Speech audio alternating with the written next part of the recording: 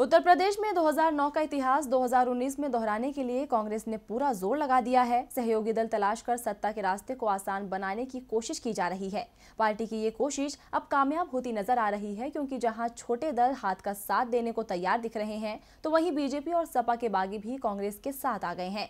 BJP की बागी सांसद सावित्रीबाई फूले और सपा के पूर्व सांसद राकेश सचान ने कांग्रेस का दामन थाम लिया है। ये दलबदल बीजेपी और सपा के वोट बैंक को बड़ा झटका है। चुनाव में बागी हमेशा किसी न किसी दल का खेल बिगाड़ते हैं। इस बार उत्तर प्रदेश में बीजेपी और सपा के समीकरण बिगड़ते नजर आ रहे हैं, क्योंकि बागी नेता अपनी ही पार्टी का साथ छोड़ कांग्रेस का दामन थाम रहे हैं। बहराइच से बीजेपी की बागी सांसद सावित्रीबाई फूले ने कांग्रेस का हाथ थाम लिया है। वहीं सपा के पूर्व सांसद राकेश सचान भी कांग्रेस में शामिल हो गए हैं।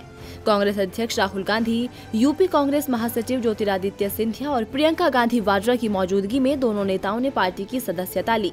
इस दल बदल के बाद दोनों ही नेता अपनी अपनी पार्टियों पर जमकर बरसे।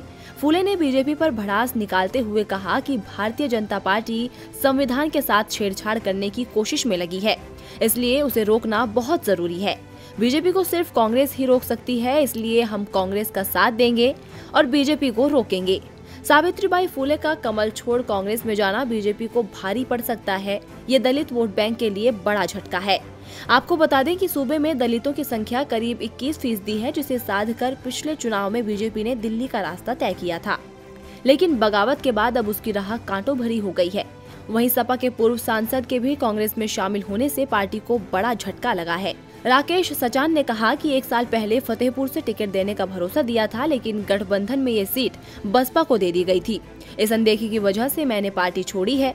यानी साफ है कि बुआ का साथ अखिलेश पर भारी पड़ रहा है। डीबी लाइव की रिपोर्ट।